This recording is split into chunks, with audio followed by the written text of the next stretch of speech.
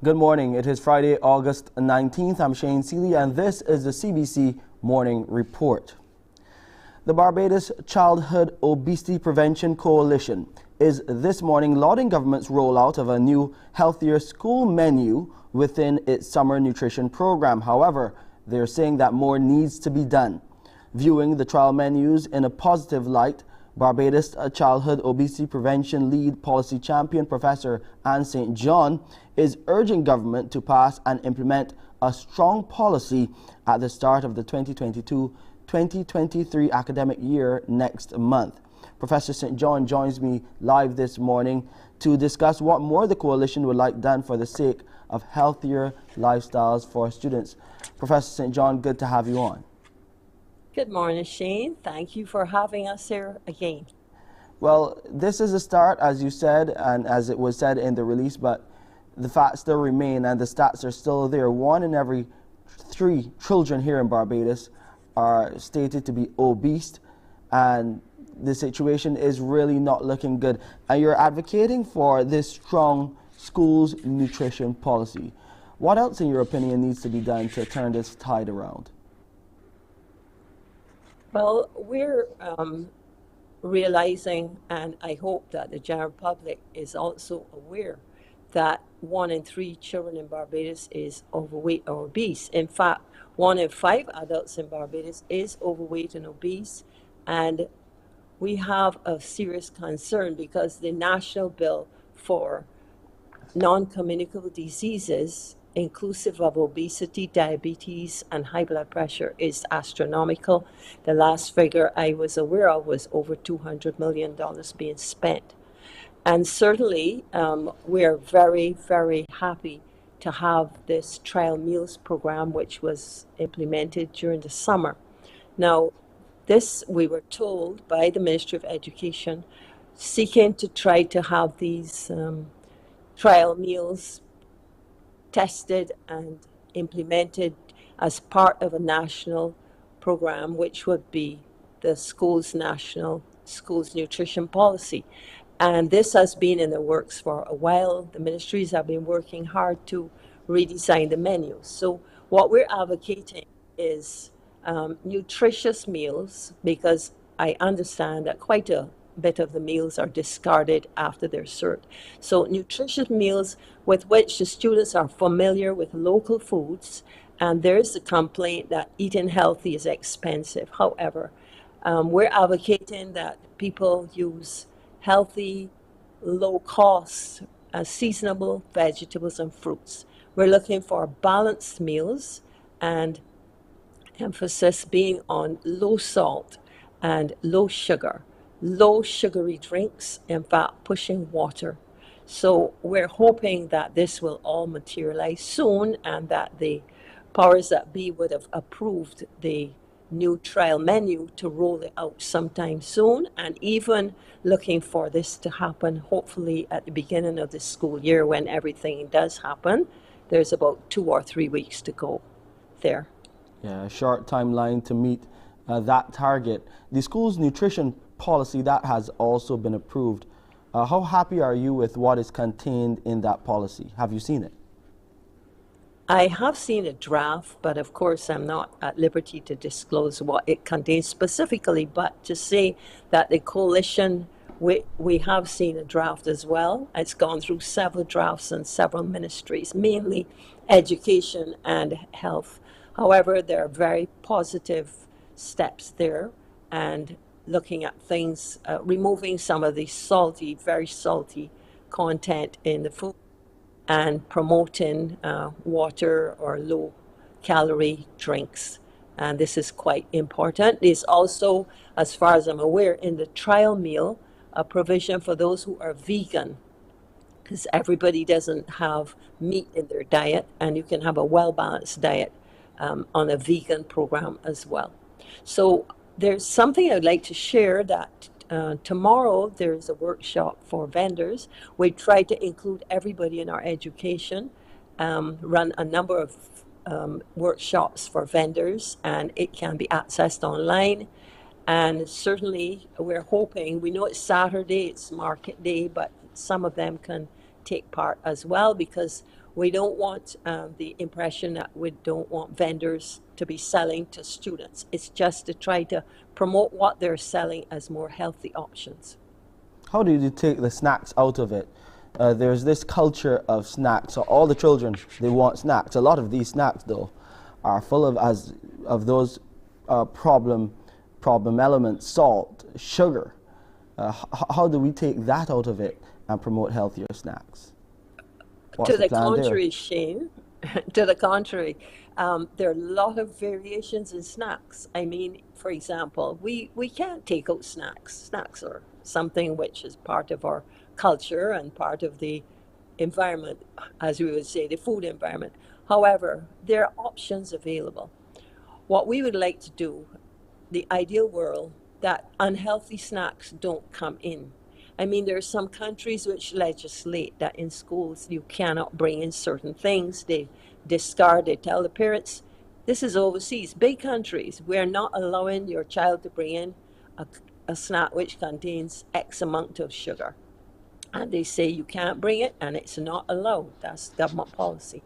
However, for example, if you look at potato chips, which is a snack, there's a wide range of the amount of salt that is in a potato chip. We're not saying don't give the child potato chips, but you give them lower salt. And plantain chips even, there are variations on the shelf which are labeled with the amount of sugar, and there are no added sugar, added salt. So the parent to select the one that says low sugar, for example.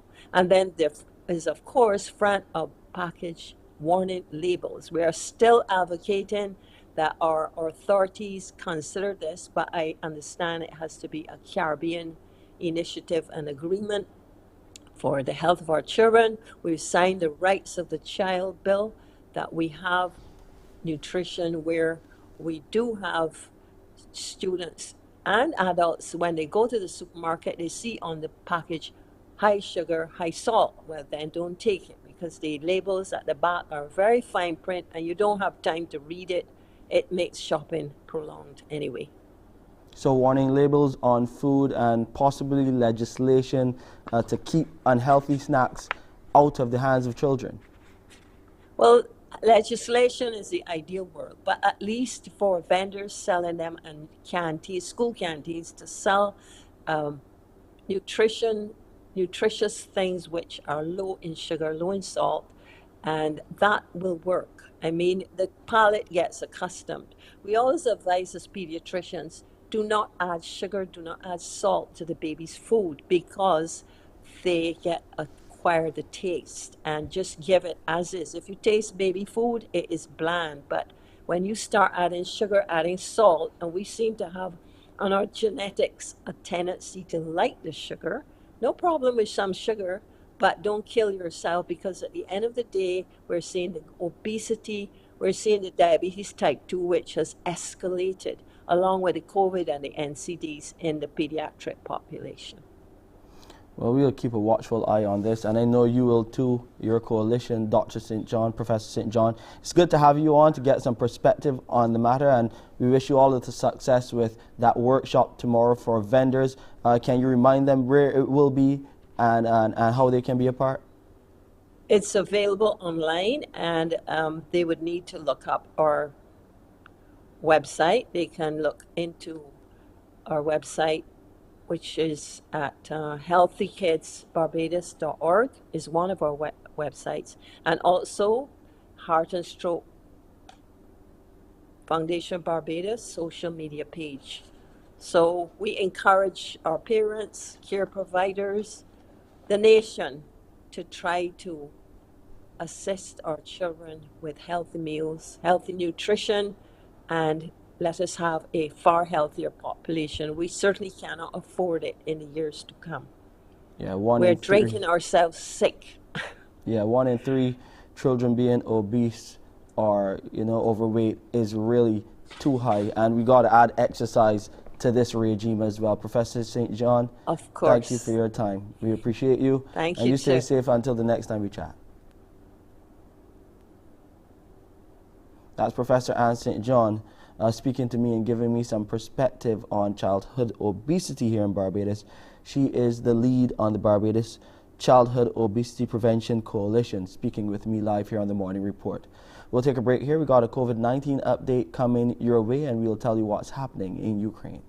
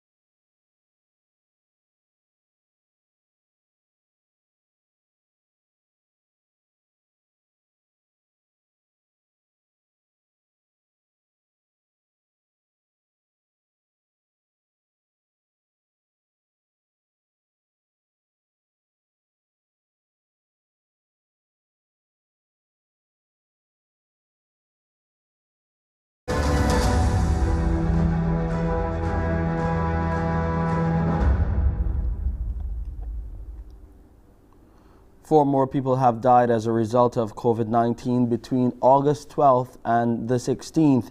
On Friday, August 12th, an 88-year-old woman passed away due to the virus.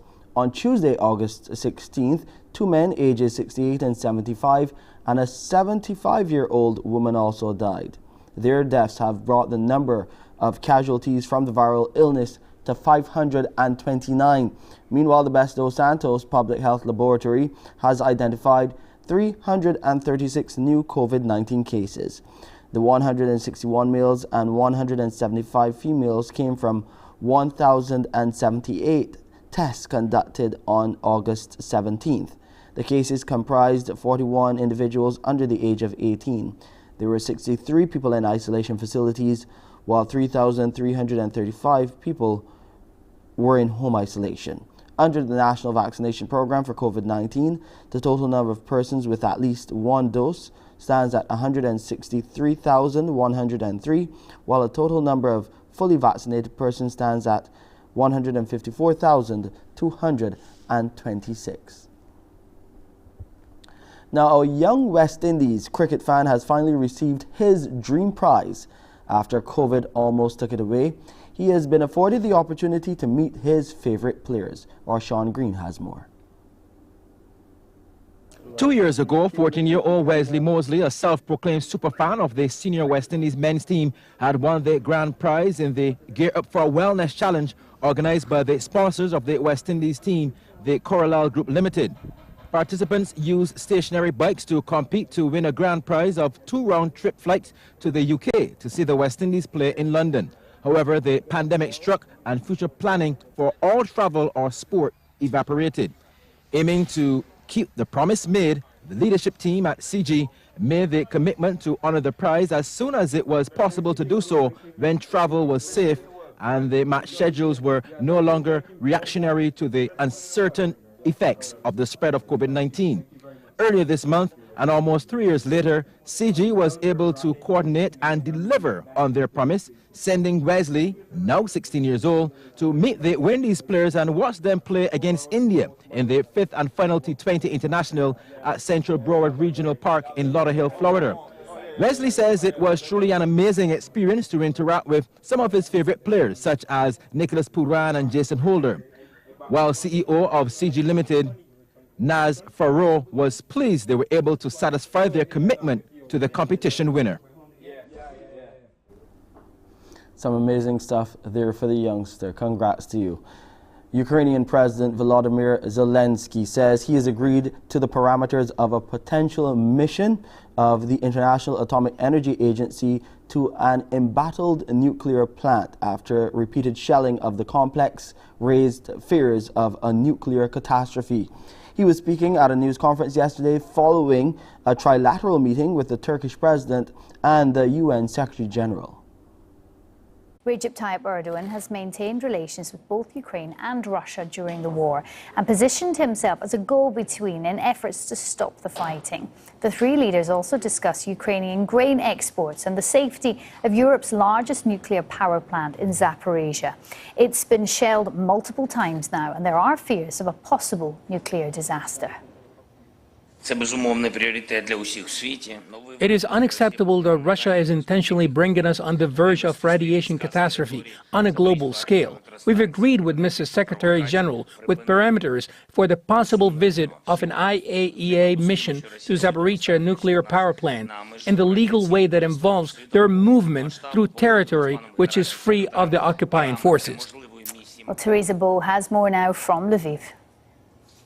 A very high-level meeting happening here in Lviv with the Turkish president present here, Volodymyr Zelensky, Ukraine's president, and of course the presence of the United Nations Secretary General. In this meeting, all of that's happening in Ukraine now, the war in Ukraine, but also its impacts around the world was discussed. It was talk about the landmark deal that was happened a month ago, where it was agreed with the help of Turkey and the United Nations to start exporting grain from Ukraine to the rest of the world. It was also discussed the situation at the nuclear power plant of Zaporizhia, but also the possibility of peace. Turkish president said that he's ready to host and to facilitate peace talk. He said that all of this problem should be resolved in a negotiating table, that it's the fastest and the easiest way. Volodymyr Zelensky, Ukraine's president, says that Ukraine is ready for peace, but it's not ready to renounce to any of its territories, and it wants the territories that were occupied by Russia,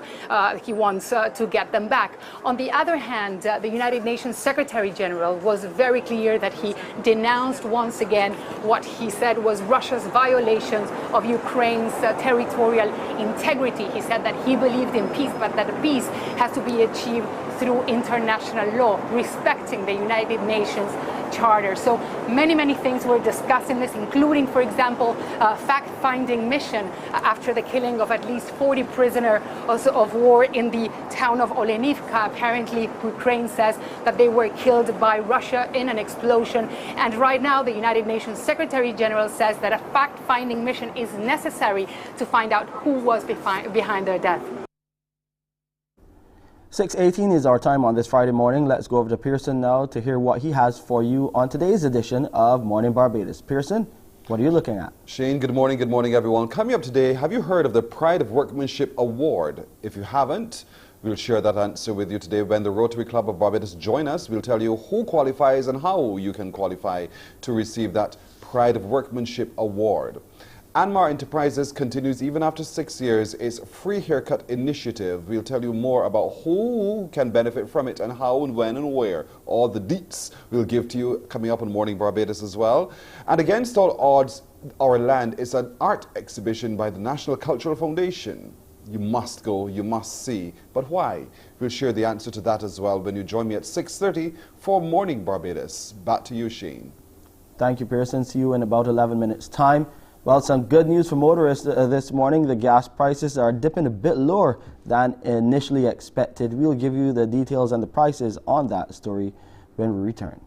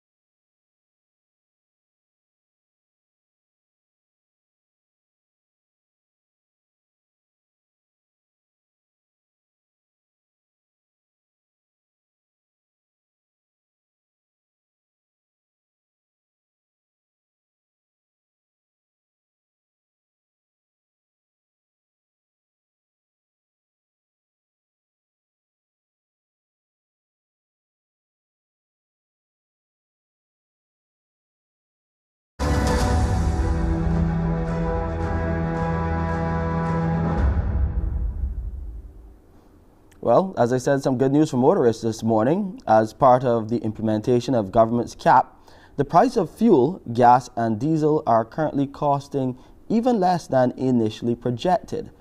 According to a statement from the Government Information Service, from today, gas will retail at $4.39 per litre and diesel at $3.85 per litre. This means that gas is down 9 cents more than initially announced, while diesel has fallen a further 18 cents. Kerosene remains at $2.36 per litre. The GIS release notes that given the high volatility associated with refined petroleum products, government has decided the cap on fuel. Well, government decided to cap the retail price of gasoline and diesel. It felt that the capping will bring some level of predictability and stability to the retail price of gasoline, while shielding consumers from the full brunt of refined petroleum products and the price increases there. According to the GIS release, when calculated, the retail prices fell below the cap of gasoline and diesel. Now, government is getting ready to roll out its thousand families program in the coming weeks. That's the word from the Minister of People Empowerment and Elder Affairs, Kirk Humphrey. The program was conceptualized to assist the 1,000 most vulnerable families here in Barbados, and thousands of individuals are expected to benefit. In the next few weeks, you're going to see a public call to persons to come forward and identify persons who live in their communities that they believe are also vulnerable. We imagine that will help fully throw up some new names, although we expect a lot of those persons would already be in our database. We're also going to be reaching out to a lot of the NGOs to give us further names so that we have a very large base from which to choose. Then a choice has to be made. The way we're going to do it, we have two forms. One is called the eligibility score sheet, where you are evaluated scientifically based on the state of your conditions, really, the housing, is anybody working, level of education in the household, the health in the household, and so on. And then the other form is what we call a universal intake form, which basically looks at, it's a less condensed form, but allows us to make a much more rapid determination. And to ensure the program is a success, Minister Humphrey says the ministry will be boosting the number of social workers. For the program to be effective, we need to have about 1 social worker to 10 to 15 families. If you assume that a family has 8 persons, that's 1 social worker to 80 persons. At welfare, for example, 1 social worker is working over 400 persons. So you can see the difference in terms of the capacity to be able to better serve that family. Every Sunday in September, Barbadians will have the opportunity, once they take up the challenge, to help their countrymen in need through a unique initiative. That's when the Red Foundation, led by 10-time Calypso King and patron Dr. the Honorable Stetson Red Plastic Bag Wiltshire, will hit the streets for the Walk the Talk charity event. As he explains, the walk is broken down into 4 stages, each beginning at a different place every Sunday. The first is from Ragged Point to the Concord Experience in Christchurch, and that's on September 4th. Then the second leg is from the Concord Experience to our headquarters here at CBC in the Pine on the 11th. The third leg picks up on the 18th and goes from CBC to Lancaster in St. James. And the final leg on September 25th moves from Lancaster to North Point in St. Lucie, covering the entire island. Acknowledging that it is a big task, Red Plastic Bag Wiltshire says any effort to help people is worth the commitment. I believe that if you're going to help people, you have to show that you're willing to go to any length to help them. And this is why I challenge myself and I challenge the people of Barbados to come out and support this effort to help people in need. I feel strongly that it is incumbent upon us to be our brother's keeper. We need to look out for each other and make sure that we give support to each other and lift each other up. Now, in addition to the walk, there are several ways that people can contribute. They can purchase a t-shirt, which will be available here at the CBC on specified days. You can bring non-perishable items on the day of the walk or make a deposit into the foundation's bank account or a GoFundMe page that has been set up as well. Let's look at some regional news now. Questions are being raised about the date being used by the Education Ministry to analyze the extent of a teacher shortage in one of the region's countries coming in the new school term. Let's take a look. President of the Jamaica Association of Principals of Secondary Schools, Linvern Wright, and President of the Jamaica Teachers Association, JTA Winston Smith, believe the methodology has resulted in an inaccurate assessment. Both associations have warned of chronic teacher shortage for the new term due to mass resignations. However, the minister responded this week to declare that fewer than 90 teachers have so far tendered their resignations. Mr. Wright argues that the way in which the ministry gathered its information was limited, and this has impacted its conclusions. No canvas really has been done among us as principals, from the ministry standpoint, to say we are not sure how those statistics are going, because really and truly, if you do a canvas among principals about people who have indicated that they want to go, what you don't get. The works to resume the Herman Griffith Primary School cricket competition. This has been revealed by the Minister of Sports, Charles Griffith, during this week's opening ODI between the Windies and New Zealand. Here's what he had to say. We have been impacted, as you know, Bish, for 2 years or so by COVID. We had a very, very vibrant youth program here, the Herman Griffith, and plans are in train to ensure that we can start that back as early as possible. This is a competition that is played within the primary schools, but we're also looking to trigger cricket at community level as well. So I would say to you that cricket is high on the agenda. It is one of the planks in our new sports policy. So going forward, we expect to have a lot more cricket being played on the island. We expect to have that junior program up and running again, full steam. The sports minister also said planned sports development programs will go beyond cricket. We're looking at a full holistic developmental program for sports, because we understand that, where it can take some of our youngsters. Commonwealth was good for us. For the first time, we were on podium for 3 medals, and we're looking to improve on that. Bangladesh A are on level terms with the West Indies A team in the 50-over series, currently on in St. Lucia, winning the second match by 44 runs. Playing at the Darren Sammy ground, the visitors posted 277 for 6 after being sent into bat, with Mohammad Naeem hitting 103, assisted with 62 from Shabir Rahman. Anderson Phillip, Sherman Lewis and Brian Charles each took 2 wickets. In reply, the Windies A fell short on 233 for 9 as Joshua De Silva led with 68. The third and final match is set for tomorrow. And a quick update for you on that test match ongoing right now. You can look at it on MCTV. That's England versus South Africa.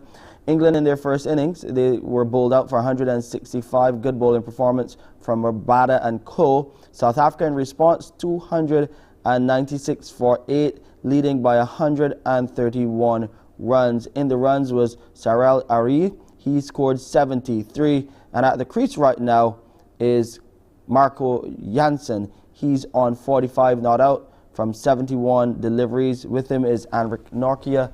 Of course, we'll continue to update you on these scores in our subsequent sporting news. That's sports. Let's look at weather now. The temperature right now is 27 degrees Celsius. It's feeling a little warmer. 31 degrees Celsius is the apparent temperature. It's partly cloudy on the outside. The relative humidity is 77%. The barometric pressure, 1013 millibars. And the winds are coming from the east-southeast today at 27 kilometers per hour. We'll see a high tide this morning at 8 minutes to 10. The low will be at 13 minutes to 3 in the afternoon. The seas are smooth to moderate in open water. Swells between 1 and 1.5 meters. Today will be sunny here in Barbados with cloudy periods. Hope the rain holds for cricket, and we'll have some occasional scattered light to moderate showers. Well, tonight will be clear to cloudy, and we'll have some occasional light to moderate scattered showers then. And here's a quick look at the international weather forecast. And that's it for the Friday edition of the CBC Morning Report. I'm Shane Seeley. I'll see you at 7 with headline news. Up next is Pearson with Mornin Barbados. Wake up, wake up, wake up, wake up. Barbados, get up. Good morning. Good morning, Barbados. Good morning. Good morning to you.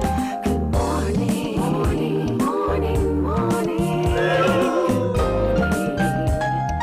morning to you. Good morning. Morning, Barbados. Good morning. Good morning to you. Good morning. Morning, Barbados. Good morning. Wake up, wake up, wake up. Morning to you. Good morning to you. Good morning, good morning, good morning, everyone. Welcome and a fantastic Friday morning indeed to every one of you everywhere. Thank you so much for joining us for Morning Barbados. Today is Friday, the 19th of August, 2022. I am Pearson Bowen. Thanks to those of you watching us on our YouTube and Facebook streams. Always grateful for your company. We encourage you to continue commenting, sharing among yourself, but most of all sharing with us too your responses to what we do. Now, coming up today, that word that has been beating you now for 2 days is back. Yes. So don't shudder. Today, that word will be back again for another opportunity for you to be able to unscramble the letters, so look out for that. Also today, you get a chance to win with NPR water filtration, a very easy question for you to win cases of water, so look out for that opportunity as well. We'll be making contact with some of our back-to-school winners for the week. So a couple of you will be called, and when we call, you can't wait to interact with you, so look out for that chance as well. Today, we'll be telling you about Sanctuary Empowerment's Calypso competition. I know you're thinking, church, Calypso competition, what's going on? Well, we'll tell you what's going on when they join us to tell you what's going on in that Calypso competition, so listen up for that too. The Border, coming from the King-Minded Project, a collaboration of J.Co. Lawrence and King Servant. Both of those gentlemen will be talking to us today about that project, the King-Minded Project, plus the release of their first production called The Border. Listen for that. Against All Odds, our land, an art exhibition that is on in Barbados. We'll tell you more too. And that free hair care opportunity for many of you offered by Anmar Enterprises. Those details are coming your way. But let's get started today by looking at the work of Rotary Clubs of Barbados, and a new opportunity, well, not new, but an opportunity they're offering to many of you to have that Pride of Workmanship Award. Joining us to talk more about the work of the club and also the award is Tracy Knightloy, the president of Rotary Club Barbados, and Mural Stout, the chairman of the Pride of Workmanship Committee. Good morning, ladies. Good morning. Morning, Pearson. How Thank are you. I'm doing well. Thank you for asking. How do you do? Good. I'm good. I'm good. It's a fantastic Friday. Girl, you're going to tell me. I know. I'm telling you, there's nothing like a Friday night sleep. So I'm anxiously looking forward to the later hours of the day so I can have a good, enriching Friday night sleep. I'm sure both of you agree. Right. Let's start with you, Tracy, as president. Talk to us a little bit about the Rotary Club of Barbados and your outreach and the work you do. You know, your motto is service above self. Well, the Rotary Club of Barbados is the oldest Rotary Club on the island and the largest. We have about 91 members, and we are busy in the community in all aspects. We are fighting childhood obesity. We have projects aimed this year. We have a project aimed at increasing financial wellness among vulnerable women. We are assisting in the island's children's homes. We are building our youth programs throughout Barbados, ranging from our early act programs in our primary schools to our interact programs in our secondary schools and our Rotaract programs for young professionals and university graduates. We are giving back in so many ways to our senior citizens. We continue to establish water tanks across the island at the island's secondary schools, so learning doesn't have to be disrupted if there's a water shortage. Pearson, we're doing so much work in so many communities. In terms of assisting the blood bank, we're also there making sure that that facility is supported. We do quite a bit of work across Barbados. We are building digital, financial, and HR literacy among secondary schools as well, secondary school children as well across the island. So quite a number of community building activities, and more so activities that lay the foundation for a stronger financial climate in Barbados. So that's the range of, we're doing lots of things. There's a lot that you're doing, indeed. Service projects across Indeed. Barbados. And so some would ask, why do you do it? Because you could have sat and did nothing. And then how do you do it, quite frankly? Simply put, and I'm not sure how many people know this, but Rotarians the world over are also known as people of action. We commit to serving our communities. We're driven to improve the lives of those who live around us. It's something that comes from within. It's not for any self-promotion. It is not meant to be, it's very genuine. We're all dedicated to serving. We see a need in our communities and we reach out to assist. There are a lot of behind the scenes work that we do that we don't publicize, because we also believe in preserving the dignity of our recipients. Yes. And so there's quite a lot that we do behind the scenes that the public will not know. But we are rest assured that we know that we have done a good job in helping someone in need, and they're aware that they can reach out to the Rotary to help them when they're in need. And so there are many people like yourselves who are also reaching out to help others in need, and that's where the Pride of Workmanship Award comes into play. And so, Mural, you're the chairman of that committee, that organizing committee. Talk to me a little bit about the Pride of Workmanship Award, and so that people get a sense of what it is and how they can also themselves receive that award. How do they qualify? So the Pride of Workmanship Award is something that we do for our Rotary Club, where we celebrate all Barbadians engaging in useful endeavor. You have a lot of people that day to day assist persons, whether it is in the agricultural sector, in the tourism sector, in the healthcare sector. And we felt as a Rotary Club that we wanted to celebrate these everyday individuals. We have been doing this for a very long time. And this year, we will be celebrating those persons that facilitate and assist youth development. And we are excited about that. We have opened it up to Barbadians to nominate persons or individuals or groups that they are aware that facilitate and assist in the betterment of lives of youth between the ages of 10 and 25.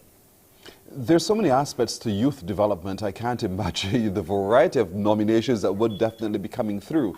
But are you looking for just those who are doing it perhaps without having had already some public acclaim, or is it restricted simply to anyone?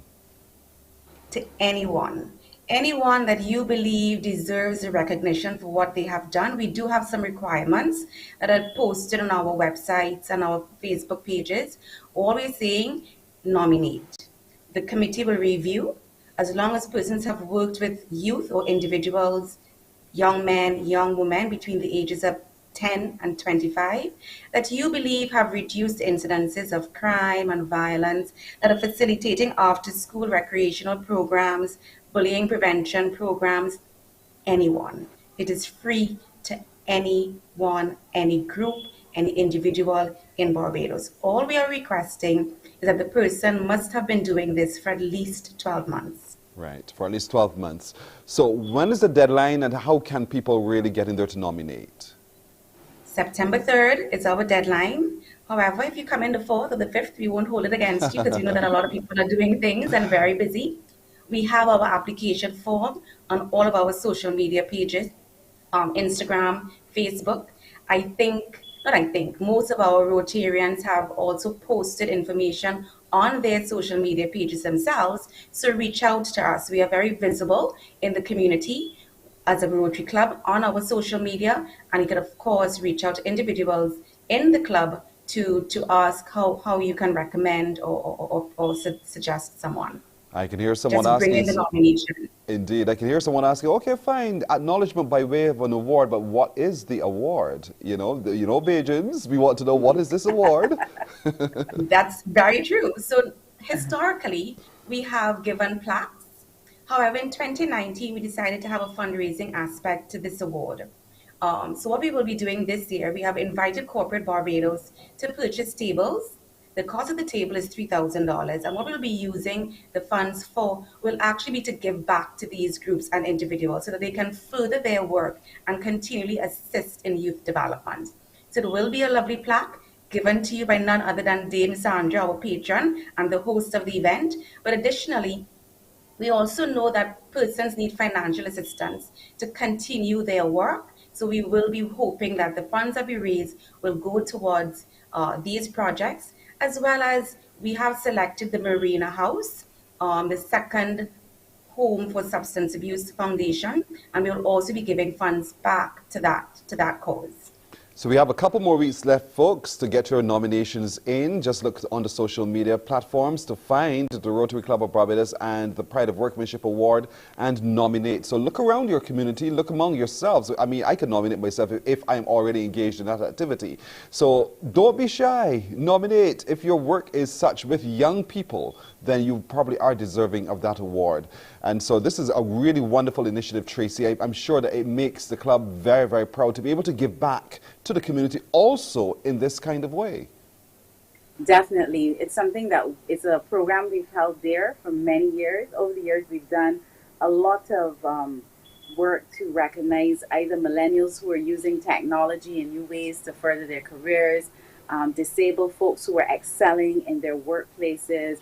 We would have done indigenous workers in terms of agriculture, folks who are using traditional methods still. So we've rewarded and recognized a number of Barbadians. The award really focuses on persons who are excelling in their vocation.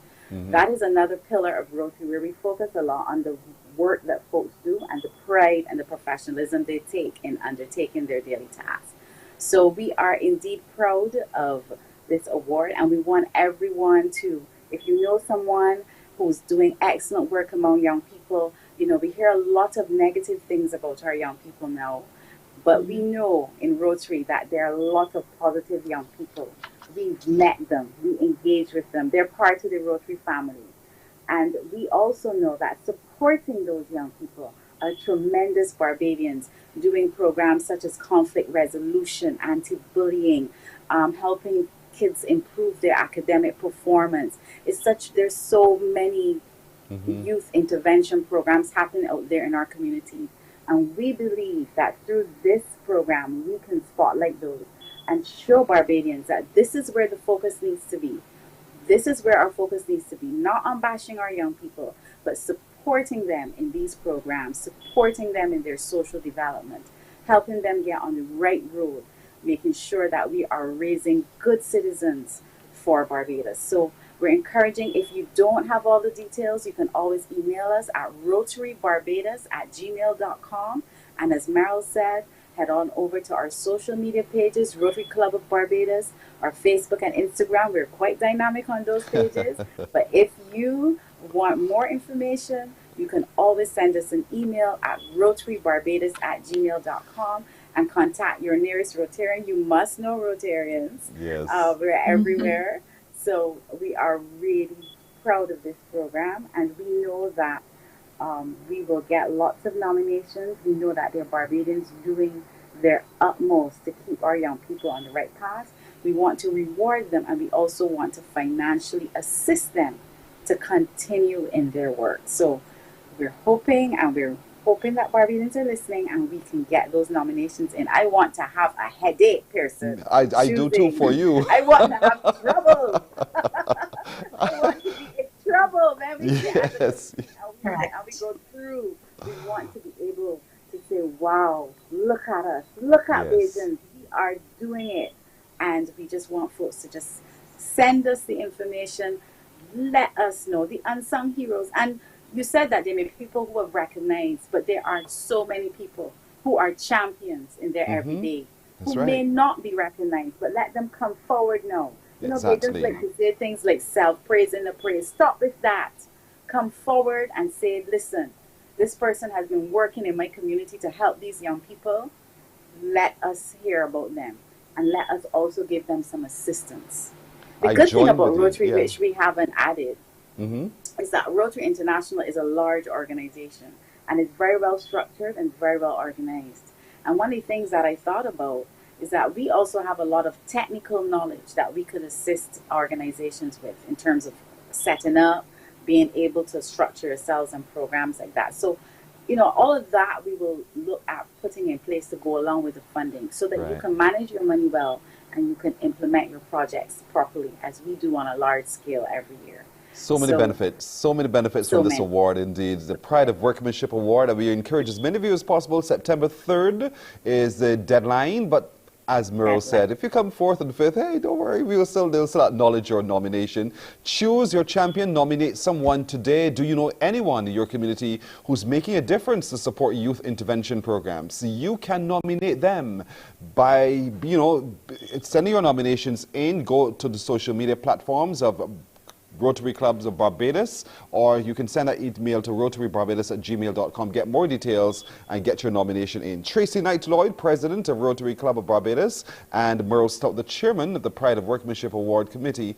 Thank you, ladies, for joining us this morning. I hope that, like you said, Tracy, the headache starts real soon because you're swamped by nominations. I love that. And we'll be back to share with you. I can't wait to have winners. that. Correct. I can't wait to have that. Thank you very much, and all the best with the initiative. Thank you. Thank you so much, Pearson. You're welcome. You're very welcome. Likewise. We'll take a break here on Morning Barbados, and we'll be right back after this. Morning, morning, morning. Good morning. Good morning to you.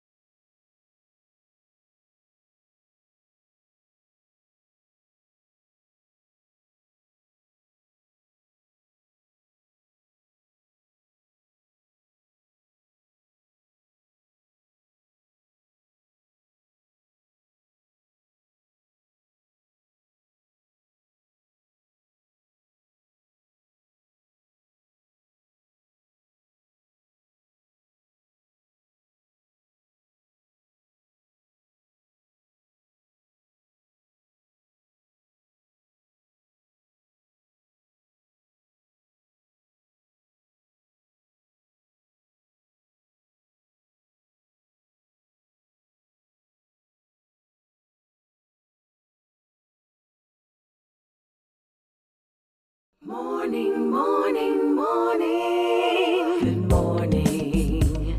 Good morning to you. 12 minutes now to the hour of 7 o'clock. This is one instance where you have to say, thank God for a daughter. This is where the Carters, Ambrose and Maria Carter, directors of Amark Enterprises, join us now to talk about this haircut solution, really, for an offer for people at this time. Good morning, Carters. Good morning. Really, thank God for your daughter coming up with the initiative. And here it is now. Even 6 years later, you're still doing this. This must truly feel like a really good legacy project. It really is. It really is, Pierce. So tell us a little bit about how it plays out so that people understand, the benefit from it. So, Pearson, what happens is that every year, there's some people, especially in the past few years, struggling with finances. So what happened is that the haircut and hair care day really helps individuals a lot. I mean, added to it over time, and we will tell you a bit about that. But we get a number of people bringing their boys down for the haircut and their girls down to get the hair plaiting done as well. Pearson, we're already small. We're already small. Over 100 people have registered already. And so therefore, we need more hands, we need more barbers, we need more platters. So Maria will tell you a bit about that. So the public has really taken to this initiative, Pearson. How do you solve a problem like Maria? So Maria, we have a problem here. We need more hands to help. So talk to us about what you now need and how people who are watching today can volunteer to be a part of the initiative. Okay, great. Thank you very much. 436-7873 is the number to call. And we're really looking for persons to come on board. We'd like to have some barbers coming on board. We'd like to have people that do hair plaiting come on board. You don't necessarily have to be a hairdresser, but we'd like you to be able to plait really well, part straight and plait well. You had mentioned before about the initiative that was our daughter's initiative. But prior to that, we've always been involved with back to school work. The years before that, we would have been instrumental in supporting schools with children in the back to school uniforms, over 100 students the year before that. And then we just kept adding to our back to school initiatives. So when Haley came up with the idea, we just added to it. And it's not just the hair cutting or the hair plaiting. Tied to that also, we give out school supplies, stationery, backpacks and things like that. And this is where we rely on corporate Barbados, we rely on the church, we rely on citizens like yourself that are listening to assist us. In the past, we would have had the assistance of churches out of America, out of the UK, and local churches, local individuals here, Facebook friends and family, and they just come, they give into us. Obviously, it does take a village to do these initiatives, because it's not that we have oodles and oodles of resources to pull from. So we rely on the good nature of individuals to assist us in carrying out this initiative. And the mere fact that we are seeing people coming from all across the island, it's not just in the north. Yeah, we've had people register from St. Joseph, St. Philip, Christchurch. People come from all across the island to access the free haircuts and free hair plaiting. And last year, because of the pandemic, we weren't able to actually physically do the haircuts, but we were able to give out the stationery to each parent that would have registered their child, and also we were able to give out free groceries for each family that would have registered as well. So it's groceries as well that we give out. And this year, so we've also added the free health checks for parents as they sit and wait for their children to have their hair done. We've also initiated the health check, because everybody's very concerned about their health nowadays, and we want to be able to assist them with that. So even if you're listening this morning and you're a healthcare professional, retired nurse, nursing training, and you can assist us in that area, we want to hear from you. Again, it's 436-7873. 436-7873. 73. So that's the number, folks. Volunteers required, volunteers needed. And it's a wonderful opportunity here, because as the parents bring the children and they wait for that hair service to be done, then you also get your health checks done. Life is so stressful as it is, but so you need to know your numbers so that you can attend to it, so you live longer for your children as well. So this is fantastic. But when is it? Where is it? Okay, so it's coming up on the 17th of September, and it's every year we usually have it the last Saturday before back to school. So obviously we want to have everything really sharp, the hair done really well. So it's on the 17th of September, and we're thankful for the family of the White Park Church. They're loaning us their tabernacle, which is just across which is on White Park Road, and we're starting. First appointments are at 8 o'clock. We go from 8 through the last appointments at 5 o'clock. So on Saturday, September 17th, and Rose, White Park Tabernacle. White Park Resident Tabernacle. So that's when it's going to be, on the 17th of September. So we have some time. Are you still open to even more subscription, more people who would want to benefit from this free service? Well, let's say yes.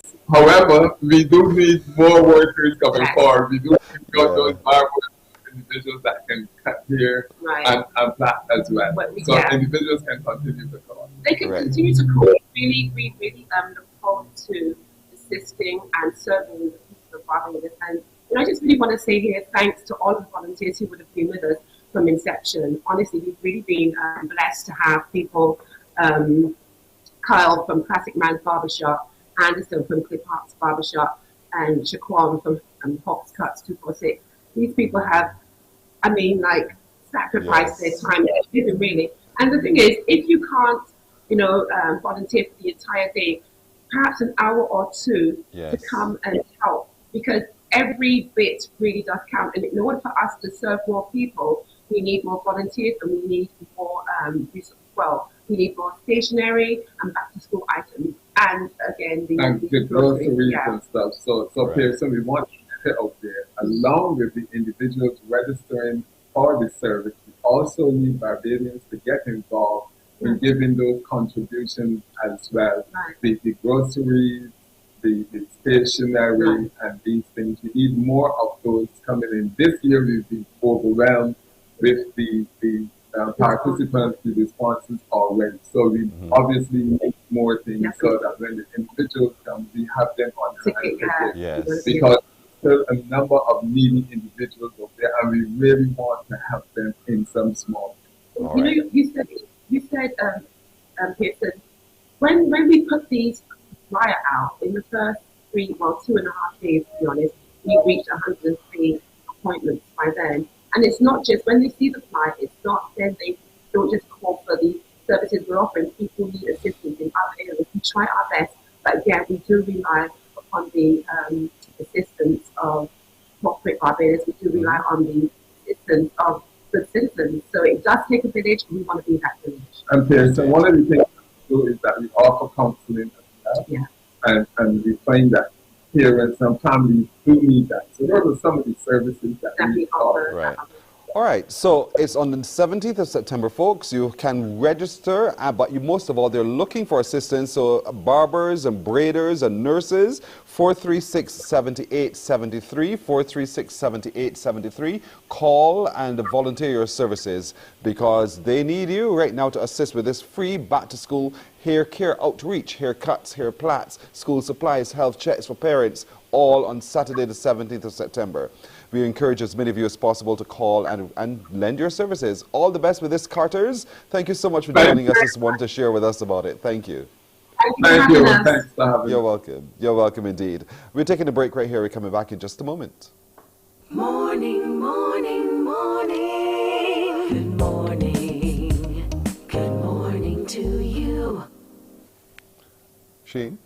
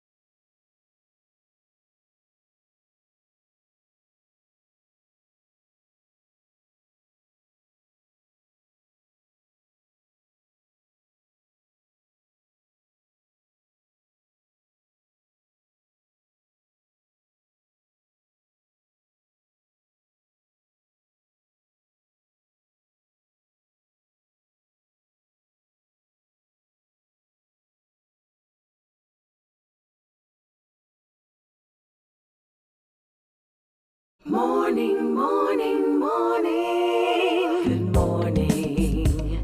Good morning to you.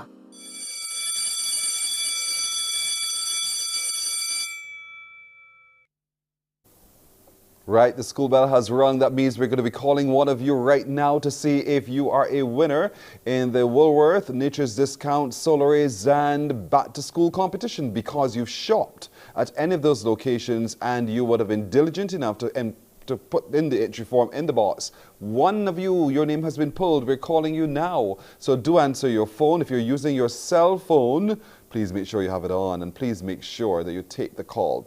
So we're going to call you now to see if you are a winner with Woolworth or Nature's Discount. Remember, you head to either locations and you will spend, and when you spend, you complete the entry form, you drop it in the box and you leave. And then you wait to see if we call you as well. So you get a chance to win either school uniforms, product bundles, or some stationery. Now these were coming very handy so far. We've rewarded quite a few of you and the response has been truly amazing because you see the dollars whittling downward when you are given this as one of your winnings. So it's a huge saving. So who do we call today to let them know that they are a winner in the Woolworth Nature's Discount competition? So Nobody's answering their phones? All right, so we'll try again later on, but make sure you're either off your phone or have it switched on. But let's take in some news right now. For that, we turn once again to Shane Seeley.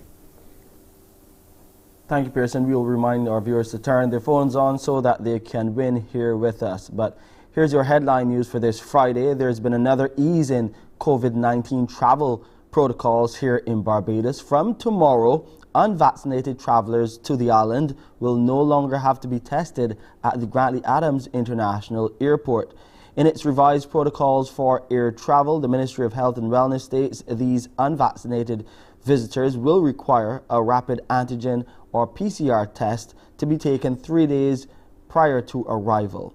Chief Medical Officer Dr. the Most Honorable Kenneth George has confirmed once the pre-flight COVID-19 test results are validated, visitors will be allowed to enjoy the island safely. Travelers are still encouraged to download the BIMSafe app to upload their travel documents for smooth transition through the airport. Now, as part of the implementation of government's cap on the price of fuel, gas and diesel are currently costing less than initially indicated. According to a statement from the Government Information Service, from today, gas will retail at $4.39 per litre and diesel $3.85 per litre. This means that gas is down by 9 cents more than initially projected, while diesel has fallen a further 18 cents. Kerosene remains at $2.36 per litre. The GIS release notes that given the high volatility associated with refined petroleum products, government has decided to cap the retail price of gasoline and diesel. It also felt that the capping will bring some predictability to the retail prices while shielding consumers from the full increase of refined petroleum products. According to the GIS, when calculated, the retail prices fell below the cap of gasoline and diesel. 4 more deaths have been reported as a result of COVID-19 here in Barbados. On Friday, August 12th, an 88-year-old woman passed away due to the virus. On Tuesday, August 16th, 3 people passed away, 2 men and 1 woman, 2 men ages 68 and 75, and another 75-year-old woman. Their deaths have brought the number of casualties from COVID-19 here in Barbados to 529. Meanwhile, the Best dos Santos Public Health Laboratory has identified 336 new COVID-19 positive cases, 161 males and 175 females from 1,078 tests conducted on August 17th. The cases comprised of 41 individuals under the age of 18. There were 63 people in isolation facilities and 3,335 people in home isolation. Government is getting ready to roll out its 1,000 Families program in the coming weeks. That's the word from the Minister of People Empowerment and Elder Affairs, Kirk Humphrey. The program was conceptualized to assist 1,000 most vulnerable families, and thousands of individuals are expected to benefit as well. In the next few weeks, you're going to see a public call to persons to come forward and identify persons who live in their communities that they believe are also vulnerable. We imagine that will help fully throw out some new names, although we expect a lot of those persons would already be in our database. We're also going to be reaching out to a lot of the NGOs to give us further names so that we have a very large base from which to choose. Then a choice has to be made. The way we're going to do it, we have 2 forms. One is called the eligibility score sheet, where you are evaluated scientifically based on the state of your conditions, really, the housing, is anybody working, level of education in the household, the health in the household, so on. And then the other form is what we call a universal intake form, which basically looks at, it's a less condensed form, but allows us to make a much more rapid determination. Looking at some sports, plans are on to resume the Herman Griffith Schools cricket competition. News of this from the Sports Minister, Charles Griffith. He was speaking during this week's opening one-day international between the West Indies and New Zealand. We have been impacted, as you know, Bish, for 2 years or so by COVID. We had a very, very vibrant youth program here, the Herman Griffith, and plans are in train to ensure that we can start that back as early as possible. This is a competition that is played within the primary schools, but we're also looking to trigger cricket at community level as well. So I would say to you that cricket is high on the agenda. It is one of the planks in our new sports policy. So going forward, we expect to have a lot more cricket being played on the island. We expect to have that junior program up and running again, full steam. And all eyes are on Kensington Oval again today. Remember, that's where it plays at 2 o'clock. The action is there. The second match bowls off between the Windies and New Zealand. The Windies lead the 3-match series 1-0, remember? And we have an opportunity for the first time since 2013 to win a bilateral series against the Kiwis. Well, live coverage will be on MCTV's ESPN channel. That's 308, so you can check out the live action there. And also on CBC Radio 94.7, the best 24/7. And Pearson, before I go, I got to do this. We don't normally do this now, but Sherry Graham, she celebrated a birthday yesterday. She's one of your and one of Mornin Barbados' biggest fans, so I got to wish her a happy birthday. Happy birthday, Sherry Graham. Back to Pearson. Sherry Graham is her name. Okay, there's a rhyme in there, Sherry Graham is her name. Yep. Well, Sherry, congratulations to you indeed. Thank you so much, Shane. And by the way, would you be heading to Kensington Oval today? Of course. I'm going to be cheering on the Windies. Hopefully they can do what has not been done even before 2013. It's going to be, I think it's going to be a really good time. Yeah, it's going to be a really good battle today. I can't wait to hear it on 94.7 FM. Of course, our coverage then will start around 1:45 this afternoon, so just ahead of everyone else. We'll be on the air for coverage of that game, that big one-day international West Indies versus New Zealand, live from Kensington Oval with the Cut and Drive Network. So stay with us for a whole lot more right here on Morning Barbados. We're coming back in a bit. Morning, morning, morning. Good morning. Good morning to you.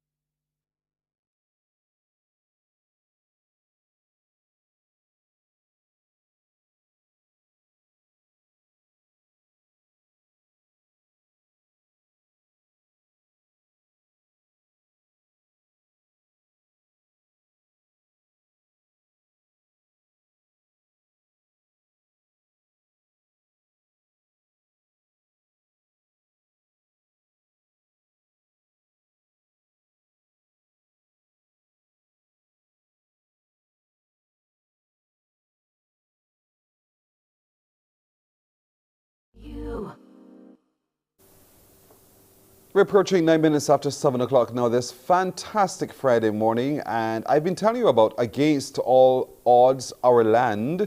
It's an art exhibition, and one of the co-curators of that exhibition is Onika Small. She joins us now to talk a little bit about it. Onika, good morning to you. Calling Onika once, calling Onika twice, calling Onika Small thrice. Is she there? Let's see if Onika can come on and tell us. Onika, where you at? All right, it's not your fault, so sorry here. All right, Onika, let's talk about this. Against All Odds, Our Land. I like the title. Why the title? Why that title? Okay, so as you know, I'm the guest curator, so I believe it was Rodney Eiffel came up with the overarching concept of Against All Odds. So this season really celebrates emancipation.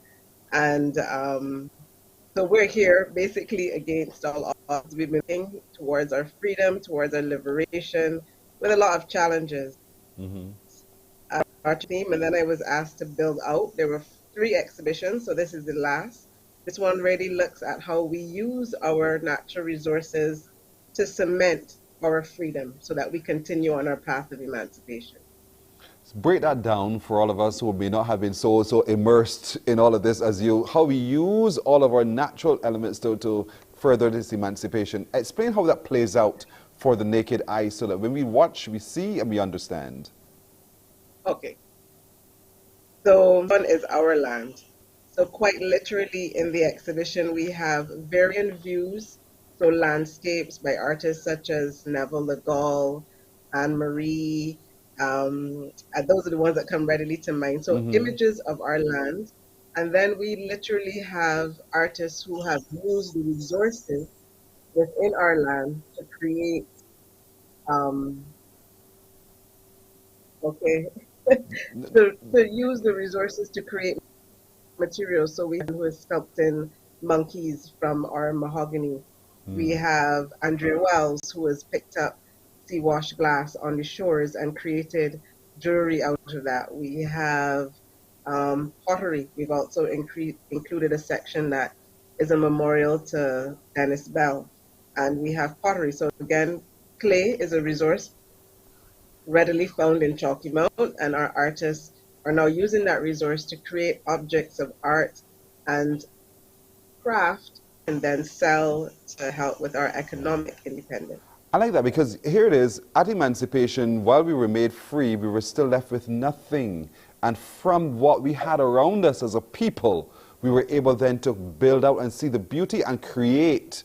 And so to this day, that's what we're doing and what we're still doing. Am I reading you correctly?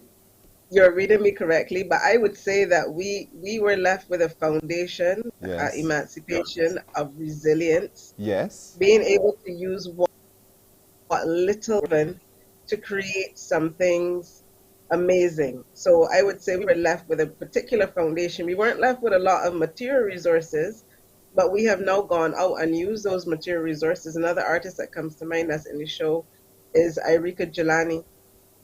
And she does basketry, amazing basketry that lasts for years. I've always had some of her baskets in my life. So she basically, finds roots and grasses and creates these baskets and creations around them, just using our natural materials. So it is a story for how we can use what we have in Barbados to ensure our own resilience or how we go forward. It helps us with our interdependentness, Indeed, I could call it. indeed, and understanding ourselves. And that's where the National Cultural Foundation also plays a role. And Rodney Eiffel has been doing this for, it feels like forever. He is one of the cultural officers with the National Cultural Foundation. Rodney, good morning. Good morning, Barbados. Good morning, Pearson. You brought a smile to my face. Yes, it does indeed feel like forever. But my colleague here, Onika, has so eloquently described this final exhibition in the three-part series, Against All Odds, Our Land. And I'm sure as we go on during the discourse of the discussions, many more lovely elements of the exhibition will face you. Now, I would like to thank, first of all, the Central Bank of Barbados for sponsoring the exhibitions. They have done this faithfully over the years to our visual artists on the island since 1994. And I want to thank all the staff and everyone who played a role and the participating artists, first of all, for making these exhibitions very, very, very, very successful. It started out with our team in-house, led by our Chief Executive Officer, Mrs. Carol Roberts-Reefer, and our hardworking team to come up with ideas. And we decided to theme this exhibition. When I really looked around and thought, I decided I could come up with an overall arching concept based on the fact that, we were confronting so many things that, the human spirit was resilient to in terms of wars, in terms of the COVID-19 pandemic, in terms of gender, class, religious, and racial contestations around the world and indeed in the globe, and we all in Barbados face these things. And they said, well, you know what? The arts is a wonderful means of catharsis, and despite all of these challenges, the human spirit can still rise to the level against all odds to express, to feel, to love, to care, and to actually make people feel human. That's the whole element of the humanities and the arts in general. So we thought of this, and we decided to bring on board our guest curator, Ms. Onika Small, to, so to speak, put the flesh on the skeleton. And we went into three wonderful exhibition components, starting out with Against All Odds, Questions of Freedom, and she duly framed, working collaboratively, these exhibitions to look at our freedom to love, or in a post-independence, post-colonial, post-republic era. We looked at these issues in terms of, are we truly free to love as a people? Are we truly free to express, to care, things of that nature? So we had senior artists representing this show in terms of getting a sense of the senior practitioners on the island and the work they were doing, and to also include them because they are indeed part of our landscape. And then we also had an avenue for the youth, which is very, very important. Those 18 to 35 years old, or young at heart, as Onika would say. We had an exhibition entitled Future Forward, and that looked at technological aspects in the art, that looked at how the young people were thinking nowadays in this environment. And indeed, we saw many interesting elements exposed there. And finally, we mentioned Our Land, which started off with a wonderful bus tour and will run on until September the 3rd. So there were a number of loaded activities and supporting events around these, such as sipping paints, things of that nature, live painting exercises. Shane Eastman was one of the artists, and I don't want to call his name wrong, but I think it's Kizon. I think Onika could correct me on his name. He did with Yasmin Veracruz some wonderful sipping paint exercises to participate in. And people indeed in all of these exhibitions had a wonderful, there you see the shot of one of the activities we had there. And you see it was fully subscribed by our youth. That's some Shane Eastman's work there, for example. He's wonderful to watch, actually painting something as technically proficient as this live. There is my guy there, Brandon Best, a wonderful upcoming young artist. So, I mean, we are in really good hands for the future with our young people. You see our whole crew there lining up. And I was even part of that painting up because I never did one, Pearson. You must try one yourself. And it was really, really, really fun and exciting to be a part of. And we would like to thank the Barbadian public as well for supporting us in the numbers that they have done, because in some cases we average 175 persons per week, inclusive of tourists as well, and summer camps, and the general Barbadian public. The opening night, for example, of Future Forward show, oh my word, I never seen so many people. We exceeded 175 persons on that opening night. It was so exciting to see this and to see that the fact that we're in good hands with our youth expressing themselves through visual arts. There was a time when people felt, you know, the arts, the creative arts and the arts in general was just for a select few. But now we're seeing even more the wider society embracing what it is, the beauty of what our creatives are actually doing. And I like the way you structured the whole series, Against All Odds, Free to Love. And when you think about emancipation, at that time you were feeling free to hate, because here it is, you were oppressed for so long. But then as a black people, we thought, you know what? We are now free to express ourselves through love in the ways that we want to do so. Future forward, you had to stop after emancipation for just a moment to look and see, wait, where do I go from here? What do I now see myself as? And chart our way forward. And then they can take and strip from us all that they wanted to, but they cannot take the land. And it's to that land that we turned to build ourselves up yet again. And, you know, I just like the whole structure to the whole thing. For me, this exhibition is on, and where is it, and what times are these exhibitions on, so that we can all come down and see what's going on? Well, so we're at Queen's Park. Yeah, we're at Queen's Park. We're there from Monday to Saturday from 10 to 6 p.m. So you can come on down. Our exhibition now is Our Land. We have wonderful attendants who are there who will guide you through the space and explain the work, and if you have any questions, they will be able to answer them. So the art gallery there at Queen's Park, just beneath the Daphne Joseph Hackett Theatre, is where it will be, right? It is. Yes, and this exhibition takes place within the season of Emancipation, which is most importantly. So we deliberately structured the opening preview. It's one of the earliest events indeed on the calendar. And we started from May the 25th, which is a very significant date in terms of starting off the beginning of our season of Emancipation. And then we went right now to the end of September the 3rd to maximize fully the entire season for combining our crop over and season of Emancipation activities wonderfully into such beautiful expressions. I see that the exhibition is open 10 a.m. Is it open daily so that folks at any time at their convenience can come down and see? Monday to Saturday, 10 a.m. to 6 p.m. Right, so 10 to 6, Monday to Saturday.